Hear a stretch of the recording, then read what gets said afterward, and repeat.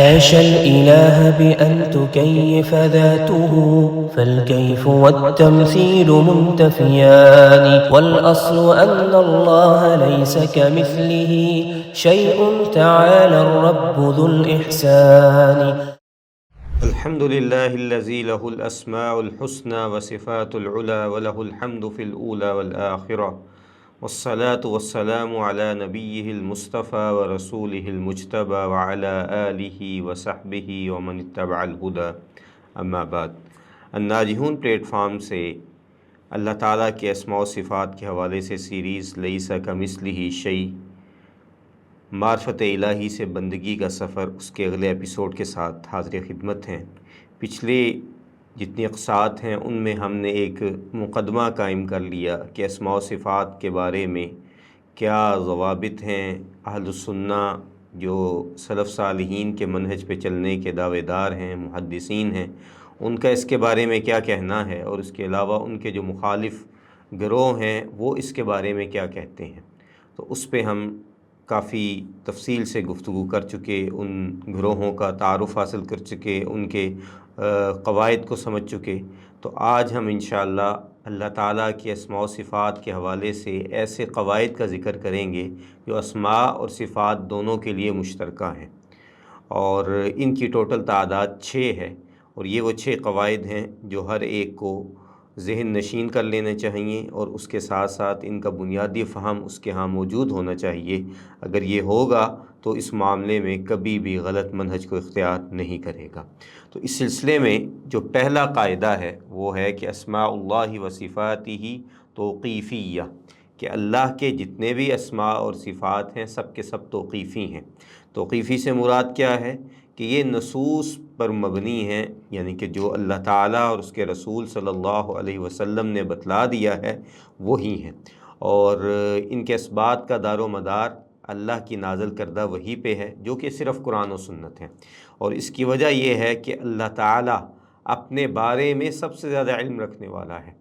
اس کے علاوہ کوئی اس کے بارے میں زیادہ علم نہیں رکھتا ہے. اور اپنی مخلوقات میں سے خواہ کوئی کتنی بھی عقل مند کیوں نہ ہو، وہ کوئی اتنی بلند بصیرت اور اتنی عقل نہیں رکھتی کہ وہ اللہ کی ذات، اس کی صفات، اس کے اسماء کے بارے میں خود سے کچھ طے کر سکے، یا قیاس سے کام لیتے ہوئے کوئی نیا نام یا صفت تجویز کر سکے. بلکہ یہ اللہ تعالیٰ نے جو بتلا دیا، مخلوقات میں سے بھی انبیاء سب سے زیادہ عقل والے اور سب سے زیادہ علم والے ہیں، انہوں نے بھی یہ اسماء اور صفات وہی بتائے ہیں جو اللہ تعالیٰ نے ان کو اطلاع دی ہے، جو خبر دی ہے، جو وہی ان پہ نازل فرمائی ہے. تو اس لیے اللہ تعالیٰ کو جاننے کا جو واحد راستہ ہے وہ اسی کا بتایا ہوا راستہ ہے. اور اللہ تعالیٰ کے وجود کے بارے میں عقل سے کوئی کام نہیں لیا جا سکتا. ہاں، عقل سے نصوص کو ضرور سمجھا جا سکتا ہے، لیکن اسماء اور صفات کے معاملے میں عقل بالکل محدود اور عاجز ہے، اور اس کی ذات کا ادراک کرنے سے بالکل قاصر ہے. کیونکہ اللہ تعالیٰ نے خود فرما دیا کہ وَلَا يُحِيطُونَ بِهِ عِلْمًا، کہ وہ یعنی کہ مخلوق اس کے علم کا کبھی بھی مکمل طور پہ احاطہ نہیں کر سکتے. اور اس میں اللہ تعالیٰ نے فرشتوں کو، جنوں کو، انسانوں کو، سب کو شامل کیا ہے. اور پھر اس کے اندر جو فرشتوں میں سے سب سے مقربین جبرائیل، میکائیل، اسرافیل علیہم السلام وہ بھی شامل ہیں. انسانوں میں سب انبیاء، ان انبیاء میں سے رسل میں سے جو ہے اولو العزم رسل میں سے دونوں خلیل ابراہیم اور محمد، اور ان میں سے سب سے فضیلت والے، سب سے زیادہ علم والے، سب سے زیادہ درجات میں بلند ہمارے نبی محمد صلی اللہ علیہ وسلم بھی شامل ہیں. کہ اللہ تعالیٰ نے کہا کہ وَلَا يُحِيطُونَ بِهِ عِلْمًا، کہ اللہ کے بارے میں کوئی بھی مکمل احاطہ نہیں کر سکتا، اس کے بارے میں مکمل طور پہ کسی کا علم اتنا نہیں ہے کہ وہ اس کو جان سکے. اسی لیے ہم صرف وہی کچھ کہیں گے جو اللہ تعالیٰ نے قرآن مجید میں اپنے بارے میں بیان کیا ہے. اس لیے نہ تو ہم ناموں میں کوئی اضافہ کر سکتے ہیں، نہ اس کی صفات میں کوئی کمی، تعویل یا قیاس کی گنجائش ہے. اللہ تعالیٰ نے خود قاعدہ بیان کر دیا کہ وَلِلَّهِ الْأَسْمَاءُ الْحُسْنَى فَادْعُوهُ بِهَا، کہ اللہ کے سب اچھے اچھے نام ہیں، اسے انہی کے ذریعے سے پکارو، اپنی طرف سے کوئی نام نہ گڑو، اپنی طرف سے کوئی نام نہ لے کے آؤ، اپنی طرف سے کچھ جو ہے وہ عقل کو حاکم سمجھتے ہوئے کچھ اللہ کے بارے میں نہ سوچ لو کہ وَلِلَّهِ الْأَسْمَاءُ الْحُسْنَى، یہاں پہ الاسماء پہ جو الف لام ہے، اس الف لام کی اقسام ہے عربی میں، تو یہاں پہ جو الف لام ہے وہ الف لام للعہد ہے، یعنی کہ اس سے مراد وہ اسماء ہیں جو پہلے سے معروف اور شریعت سے ثابت شدہ ہیں، جو پہلے سے بتا دیے گئے ہیں، جو پہلے سے موجود ہیں، اور ان میں کسی قسم کے نئے نام کا، کسی نئی صفت کا اضافہ نہیں ہو سکتا، کیونکہ وہ اللہ کی طرف سے مقرر اور متعین شدہ ہیں۔ لہٰذا اللہ کو صرف انہی ناموں سے ہی پکارا جائے گا جو نصوص شرعیہ میں وارد ہوئے ہیں۔ کوئی بھی شخص محض اپنی عقل یا قیاس سے اللہ کے لیے کوئی نئی صفت، نیا نام جو ہے وہ نہیں گڑھ سکتا، اور یہی اہل السنہ والجماعہ کا عقیدہ ہے، جو کہ سلف صالحین سے انہوں نے اخذ کیا ہے، اسی پہ محدثین ہیں، اور اسی پہ علماء حق جو ہیں وہ شروع سے قائم و دائم ہیں۔ تو کہ الاسماء والصفات توقیفیہ لا تثبت الا بدلیل من کتاب او سنت صحیحہ، کہ اسماء و صفات جو ہیں اللہ تعالیٰ کے توقیفیہ ہیں، خود اللہ تعالیٰ نے بیان کیے ہیں، نصوص میں آئے ہوئے ہیں، اور ان کو کتاب اللہ اور صحیح سنت یعنی صحیح احادیث جو کہ سند سے صحیح ثابت ہو، اللہ کے نبی تک جو پہنچتی ہو، اس کے ذریعے سے ہی ثابت کیا جا سکتا ہے۔ اور خود اللہ تعالیٰ نے فرما دیا کہ اتبعوا ما انزل الیکم من ربکم ولا تتبعوا من دونہ اولیاء، کہ اس چیز کی پیروی کرو جو تمہارے رب کی طرف سے تم پہ نازل کی گئی ہے، اور اس کی پیروی نہ کرو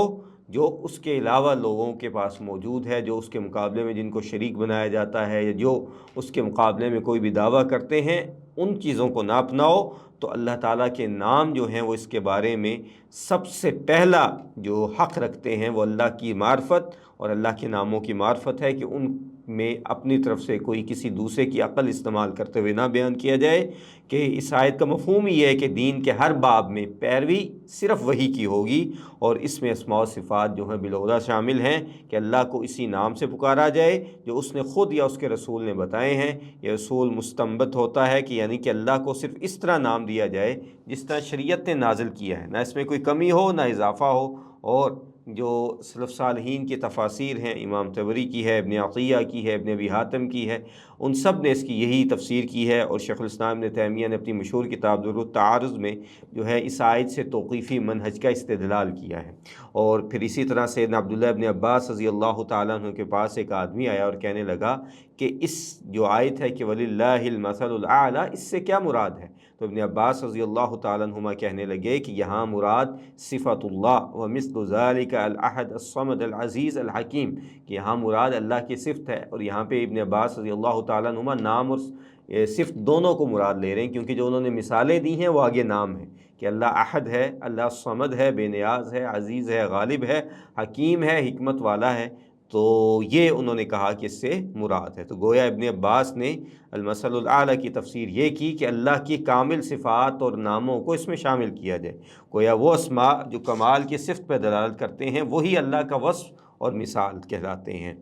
اس سے یہ استنباط ہوتا ہے کہ اللہ کی صفات توقیفی اور کامل ہیں، اور ان میں تشبیہ اور نقص کا شائبہ بھی نہیں ہے، اور یہ اثر امام بخاری رحمہ اللہ نے اپنی صحیح میں معلقاً جو ہے وہ کتاب التوحید میں ذکر کیا ہے۔ اسی طرح اگر ہم ائمہ اربعہ کے نامور ائمہ دیکھیں تو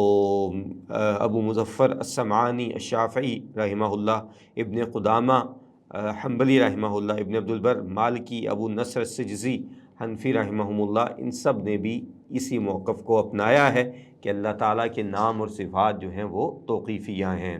تو اسی پہ ہم اکتفا کرتے ہیں، انشاءاللہ اگلے ایپیسوڈ میں ہم اللہ تعالیٰ کے اسماء و صفات کے حوالے سے جو دوسرا قاعدہ ہے اس کو لے کے حاضر ہوں گے۔ تو ابھی ہمیں اجازت دیجیے، اللہ تعالیٰ مجھے اور آپ کو اس عقیدے کو سمجھنے، اس پہ عمل کرنے کی توفیق دے، کیونکہ اللہ تعالیٰ کی معرفت یہی ہماری زندگی کا مقصد ہے، اور جس کو اس معرفت کی سمجھ آ گئی اس کو اسماء و صفات کی معرفت بھی ہو جائے گی، اور وہ اتنا اللہ کا تقرب حاصل کرے گا۔ وباللہ التوفیق، وصلی اللہ علی نبینا محمد وعلی آلہ وصحبہ اجمعین۔